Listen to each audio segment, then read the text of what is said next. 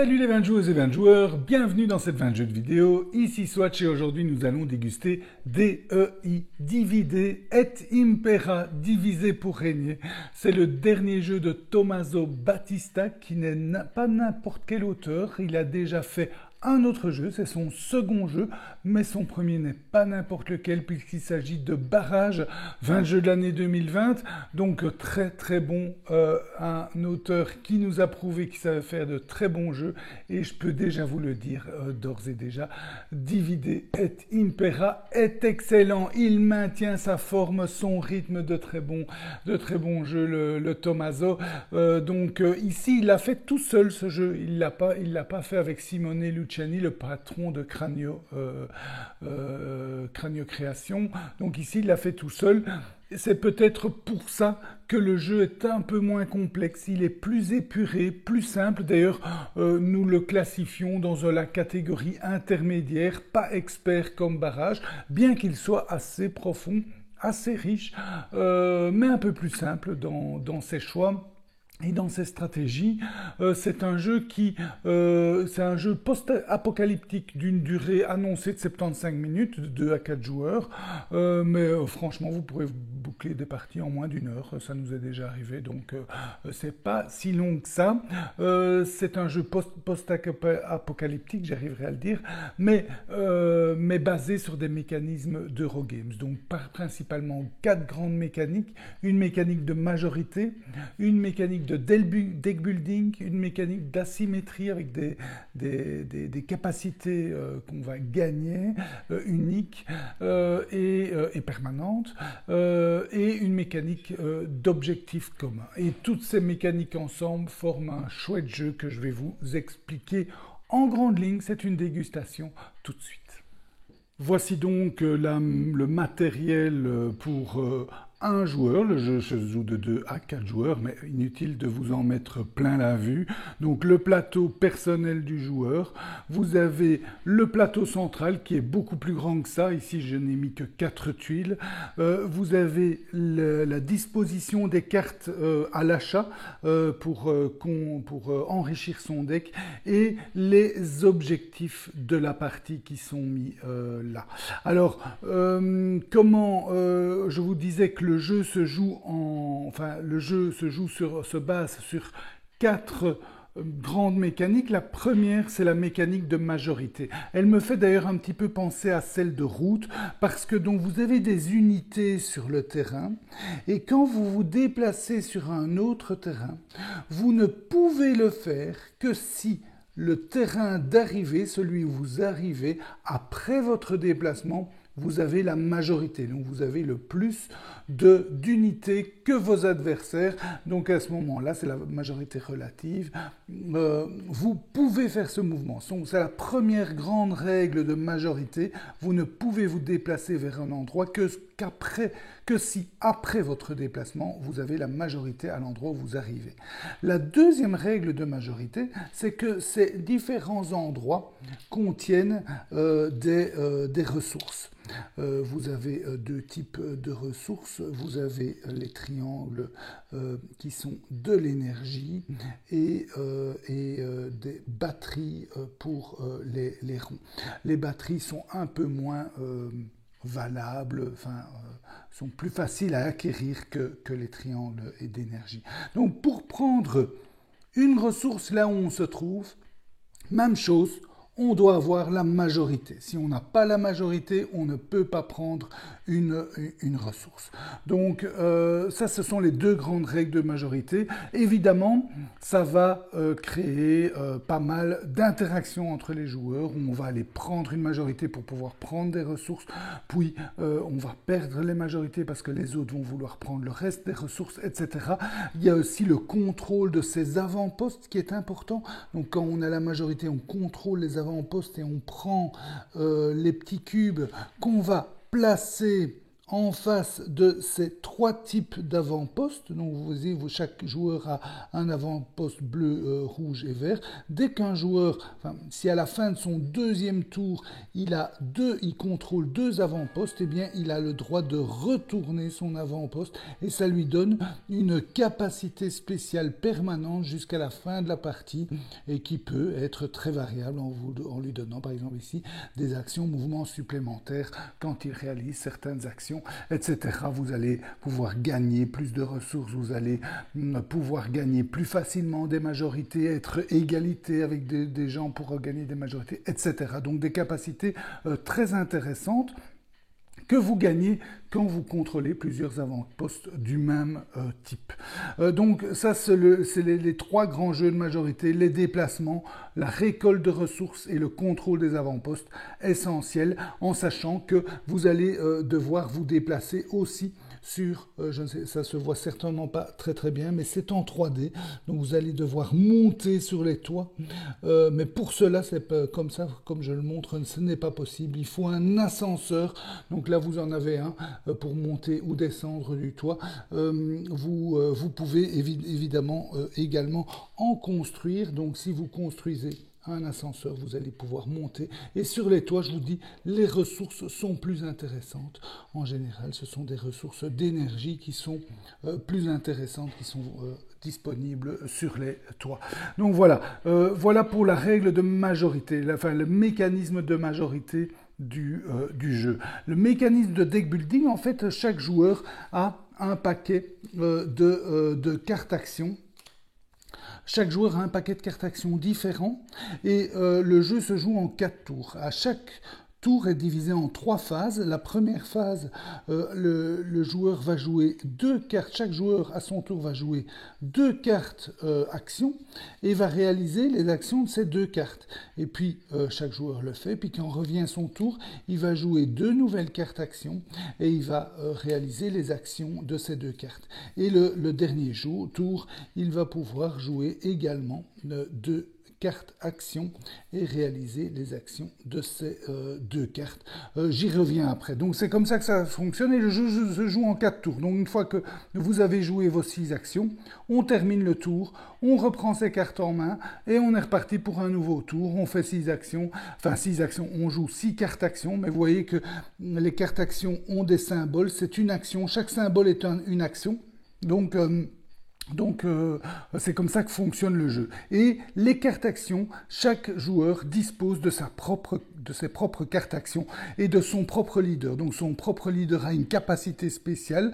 Celui-ci lui permet, par exemple, d'éviter la règle de majorité quand il se déplace avec son leader. Donc, chaque leader a une petite capacité intéressante. Et chaque leader contrôle aussi un drone. Ici, c'est un drone qu'on va pouvoir aussi déplacer pour gagner des habilités spéciales aux endroits où il arrive. Et chaque faction a un drone à lui. Et donc ça c'est la symétrie un petit peu de départ, puisque chaque joueur a des cartes actions différentes. Elles sont très très similaires, mais certains n'ont plus d'icônes ici de formation de nouveaux extracteurs, de nouveaux soldats, on va dire de nouvelles unités, d'autres ont plus de mouvements, d'autres, etc. Donc l'équilibre entre les actions est un peu différent entre les joueurs, et c'est pour ça que cet aspect deck building est intéressant, parce que s'il vous manque des types d'actions, vous allez pouvoir les acheter ici. À noter que chaque carte coûte des ressources. Vous voyez, des ressources rondes ou triangulaires. On retrouve ici les batteries ou les énergies. Et en plus, quand vous prenez une carte, vous décalez les autres cartes, vous piochez la prochaine carte que vous mettez ici. Donc c'est une rivière de cartes assez classique. Ce sont des points de victoire que ces cartes gagnent. Et vous voyez que les actions, vous voyez par exemple sur cette carte-ci, vous pouvez faire 4 actions. Donc une carte vous permet de faire 4 actions, tandis que vos cartes de base ici par exemple, elles vous permettent que de faire 2 actions. Donc ça sera intéressant d'acquérir ces cartes évidemment. Ces cartes vous permettent aussi de contrôler les robots. Ça, ce sont une carte qui permet de contrôler, enfin de jouer avec le robot. Donc vous pouvez gagner des cartes pour contrôler les robots adverses. C'est pas mal. Il y a des cartes qui rapportent des points de victoire. Il y a des cartes qui font gagner des ressources. Voilà, il y a un petit peu de tout dans ces cartes actions. Et ça va permettre de vous combler. Si vous avez un deck de départ avec peu de mouvements, ben vous allez aller acquérir peut-être une carte qui vous apporte, comme celle-ci ou celle-là, qui vous apporte beaucoup de mouvements. Donc ça c'est... et puis au fur et à mesure, vous allez continuer à construire votre deck parce que vous voyez bien qu'ils sont beaucoup plus puissantes, ces actions, et en plus, elles vous rapportent des points de victoire à la fin. Donc même les derniers tours, ça sera intéressant de gagner des cartes, puisque vous pouvez les jouer directement, les cartes que vous gagnez, puisqu'il n'y a pas de pioche, hein, c'est un deck building, mais sans pioche. Hein, vous jouez vos cartes de votre main. À noter qu'il y a une action intéressante qui est l'action comme ceci. Vous voyez que j'ai mis la carte à l'envers. En fait, cette action, ça veut dire j'achète une carte. Donc je paye les ressources et j'achète la carte. Mais en contrepartie, je perds ma carte. Celle-ci, je la défausse définitivement du jeu. Elle compte toujours pour les points de victoire en fin de partie, mais je ne pourrai plus l'utiliser. Donc il y a une notion de sacrifice aussi. Et ça, c'est pas mal du tout, parce qu'il y a certains moments où vous ne voudrez pas vous sacrifier une de vos cartes actions, parce que vous voulez la garder. Et donc, c'est le juste équilibre entre l'acquisition, les actions et le sacrifice de certaines cartes actions. Donc c'est vraiment bien vu. Donc voilà pour ce jeu de deck building. Là, alors oui, quel type d'action on peut faire? On va pouvoir évidemment se déplacer, récolter des ressources, construire des ascenseurs pour monter, construire des ponts pour pouvoir aller plus facilement d'un toit à l'autre. Vous allez pouvoir contrôler, déplacer et réaliser les actions spécifiques au robot. Vous allez pouvoir donc extraire les ressources. Ici, c'est former de nouveaux extracteurs. Donc, vous prenez une unité que vous placez à un endroit où vous avez un campement, en sachant qu'il y a toujours un campement de départ pour tous les joueurs. Vous voyez, extraire, se déplacer, construire.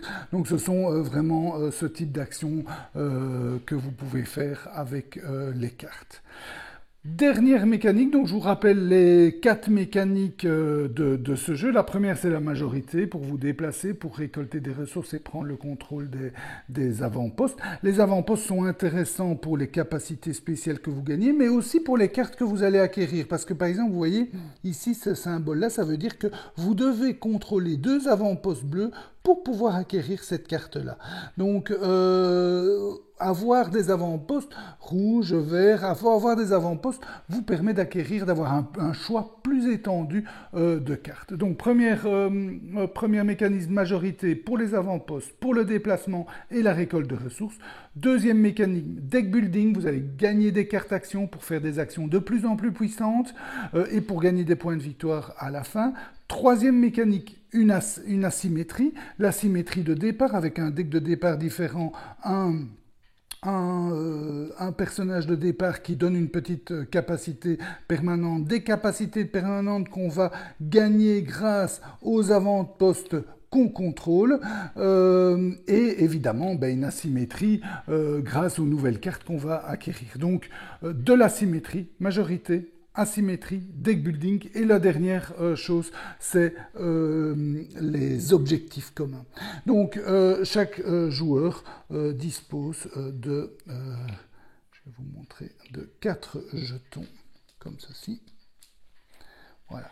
Et à la fin de chaque tour, donc vous voyez, un tour est bien fait. Hein. Un tour, c'est 2 actions, 2 actions, 2 actions. Fin de la phase d'action, chacun à son tour va placer un de ces jetons sur une des cartes objectifs. Imaginons donc si je le place par exemple ici, eh bien je vais gagner 3 points par endroit où je suis majoritaire. Vous allez là, à chaque fois si vous êtes présent à côté d'un avant-poste vert, pour chaque présence à côté d'un avant-poste vert, vous gagnez 2 points de victoire. Là, c'est pour les cartes qui permettent de contrôler les robots. Par carte de ce type, vous gagnez 2 points de victoire. Là, vous gagnez 1 point de victoire par ressource de batterie, etc. Donc, vous avez là, par construction, vous avez fait. En sachant que ça fonctionne en fonction des tours. Donc imaginons qu'on est au 2e tour, je peux placer où je veux. Imaginons que je le place ici. Donc je gagne immédiatement les points de victoire, mais à partir de ce moment-là, au 2e tour, imaginons que je l'ai placé là au 1er tour, au 2e tour, je ne peux plus le placer dans cette colonne-là. Donc voilà, je peux le placer dans la colonne du tour en cours, du 4e tour ou du 1er tour. Mais si je le place dans la colonne du 1er tour, je le place en dessous, dans la partie bleue. Donc autrement dit, au lieu de gagner 2 points par présence près d'un avant-poste vert, là je gagnerai plus que 1 point, et là 3 points par majorité, là je gagnerai plus que 2 points par majorité. Donc aller chercher un objectif dans le passé vous rapportera moins de points. Mais peut-être que ça vaut la peine si vous optimisez les autres cartes. Et donc ceci va orienter évidemment très fort votre partie. Vous allez essayer au début du jeu d'avoir des majorités, puis de gagner des ressources, puis, etc. Mais vous avez toujours le choix entre 2 cartes actions. Hein. Donc vous allez pouvoir naviguer dans vos objectifs au fur et à mesure de l'avancée de la partie. Donc c'est très bien vu. Ça donne des axes stratégiques.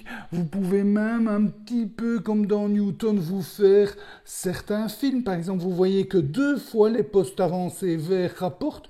Peut-être que ça vaut la peine d'assurer une forte présence autour des avant-postes verts pour déjà pouvoir assurer de scorer, d'optimiser son score sur ces 2 cartes-là.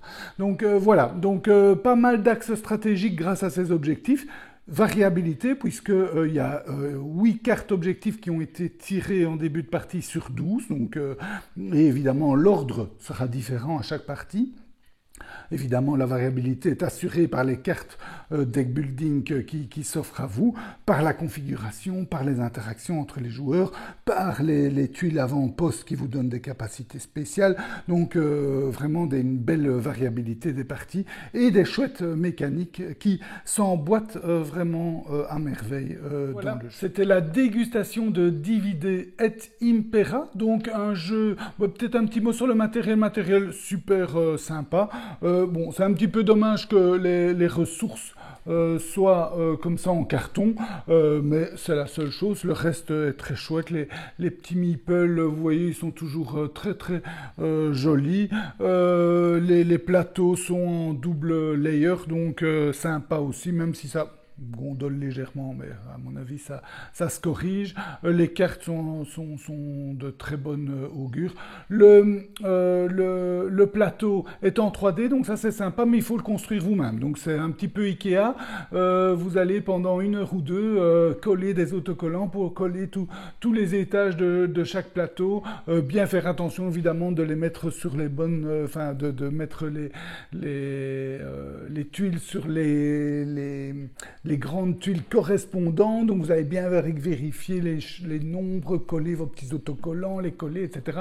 Tout ça est un peu fastidieux, donc ça c'est un petit peu dommage, mais sinon le matériel est sympa et c'est assez agréable de jouer avec ce blanc-neige dans ce jeu post-apocalyptique, mais qui finalement n'a rien de post-apocalyptique, si ce n'est le thème, qui est quand même pas mal imprégné dans le jeu, en tout cas sur le plateau central avec cette neige et ces bonhommes qui courent après ces ressources. Hein. Donc il y a une sorte de course à la ressource, puisqu'il n'y a rien qui produit des ressources. Il y a certaines cartes actions qui permettent de produire une ressource, mais vraiment c'est peu. Donc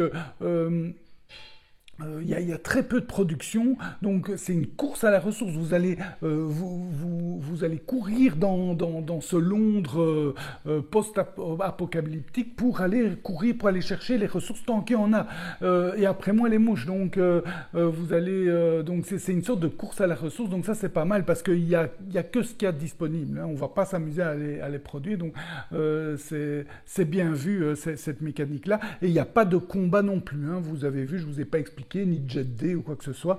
Donc il y a certaines cartes qui permettent de retirer une unité adverse, mais c'est anecdotique. Donc quand vous y êtes, et il n'y a pas à risquer de perdre des unités. Donc voilà, c'est un jeu post-apocalyptique, mais vraiment Eurogame, pas du tout d'Améritrash. Et donc ça c'est sympa d'avoir ce thème-là, qui est quand même pas mal présent dans des mécaniques plutôt euro.